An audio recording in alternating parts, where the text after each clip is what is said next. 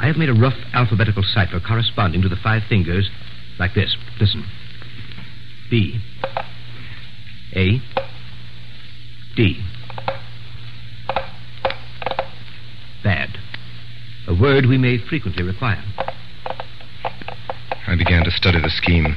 It didn't take me long to learn how we might convey simple messages by what would seem to be idle taps upon a table or knee. It was not long before Dr. Bull came in, sat down at our table. He smiled brightly. You're early this evening, gentlemen. The quiet good humor of his manner left us helpless. We sat staring at each other in silence. I have an intuition. Then sit on it.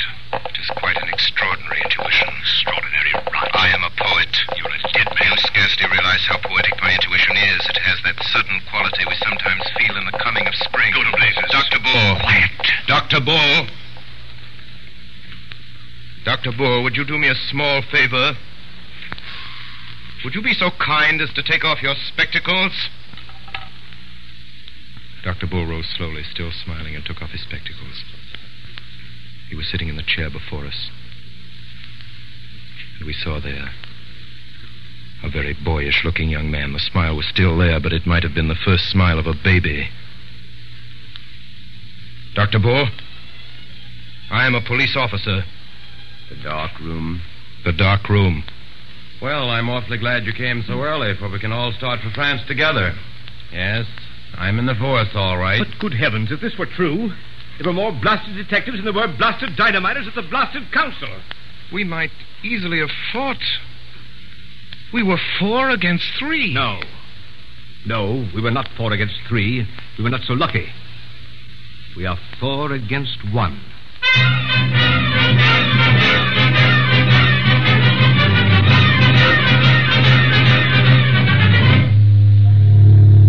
An hour later, we were already on the Calais boat. The fact that comes of it is this. We 3 are alone on this planet. Now we must do something to keep the Marquis in Calais till tomorrow midday, while the King goes safely through Paris. The only thing I can see to do is actually to take advantage of the very things that are in the Marquis's favor. Gentlemen, I'm going to profit by the fact that he is a nobleman and has many friends and moves in the best society. What the devil are you talking about? The Marquis cannot deny that he is a gentleman, and in order to put the matter of my social position quite beyond a doubt, I propose, at the earliest opportunity, to knock his hat off. Oh, but here we are in the harbor. Gentlemen, we've reached Calais.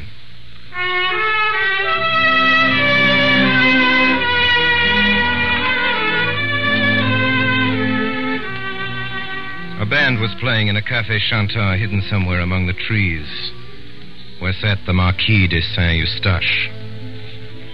The man had 2 companions, solemn Frenchmen in silk hats. You are Monsieur Syme, I think. And you are the Marquis de Saint-Eustache.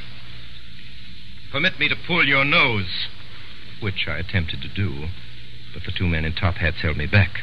This man has insulted me. Insulted you when? Oh, just now. He's insulted my mother. Insulted your mother? Well, anyhow, my aunt. But how can the Marquis have insulted your aunt just now? He has been sitting here all the time. Ah, it was what he I said. said nothing at all except about the band. I only said that I like Wagner, played well. It was an allusion to my family. My aunt played Wagner badly. It was a painful subject. We are always being insulted about it. This seems most extraordinary. Oh, I assure you, the whole of your conversation was simply packed with sinister allusions to my aunt's weaknesses. Oh, this is nonsense.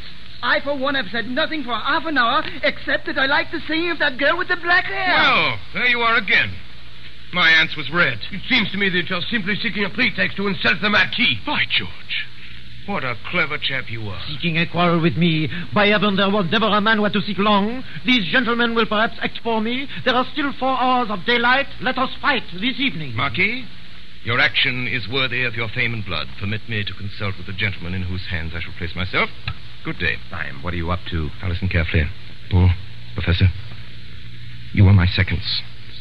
And you must insist on the duel coming off after 7 tomorrow, so as to keep him from catching the 7:45 for Paris. If he misses that train, he misses the King of England.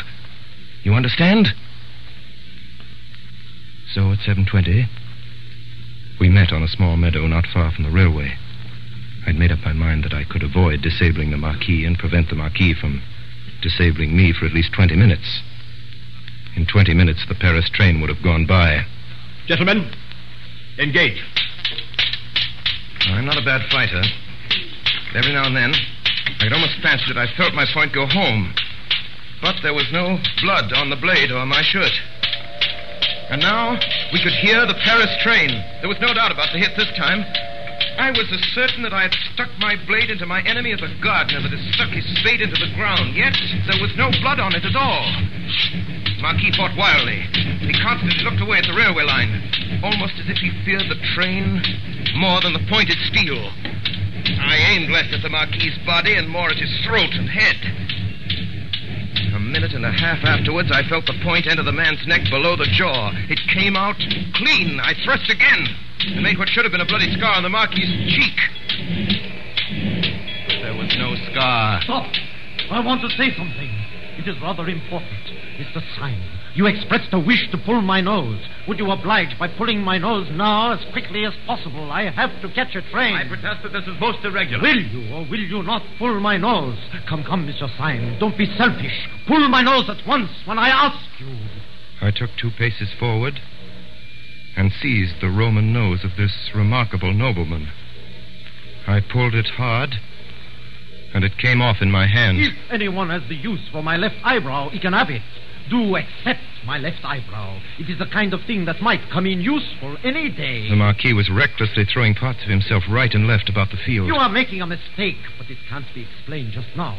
I tell you, the train has come into the station. Yes, Marquis, and the train shall go out of the station. It shall go out without you. Will you drive me mad? You shall not go by the train. You great, fat, blasted, blear-eyed, blundering, thundering, brainless, doddering, blasted fool. You great, silly, pink-faced toilet turnip. You shall not go by this train. And why in the infernal blazes should I want to go by the train? We know all. You are going to Paris to throw a bomb. Going to Jericho to throw a jabberwock. I didn't care about catching the train. I cared about whether the train caught me, and now, by God, it has caught me. What do you mean? It means everything, the end of everything. Sunday has us now in the hollow of his hand. Us? What do you mean by us? The police, of course. I am no Marquis. I am Inspector Ratcliffe of Scotland Yard. Then the whole bally lot of us on the Anarchist Council were against anarchy. Every born man was a detective except the president and his personal secretary. What can it mean? It means that we are struck dead.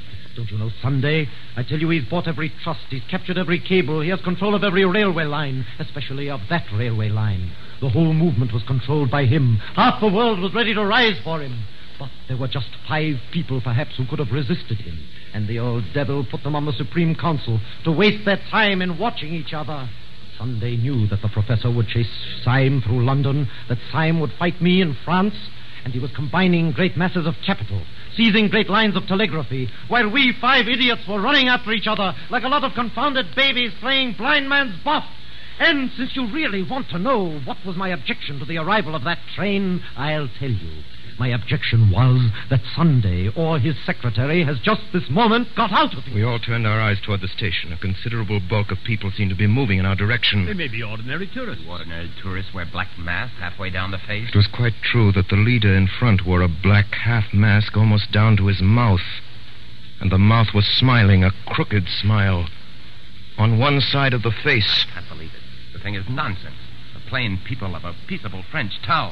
Someone has shot at us. Pray resume your remarks, Dr. Bull. You were talking, I think, about the plain people of a peaceable French town. Stop! Here come the police! They're charging the mob. No, they're forming along the parade. They've unslung their carbines. Yes, and they're going to fire on us. Police have joined the mob. The mob, advancing steadily, was almost on top of us.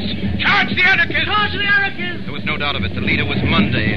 Monday, secretary of the council. Under the black mask, his mouth was working horribly. Monday! Stop! Charge the anarchists! Swords! For our time has come to die! There is some mistake, Mr. Syme. I heartily think you understand your position. I arrest you in the name of the law. Of the law? But you are the secretary of the anarchist council. Nonsense. I am a detective from Scotland Yard.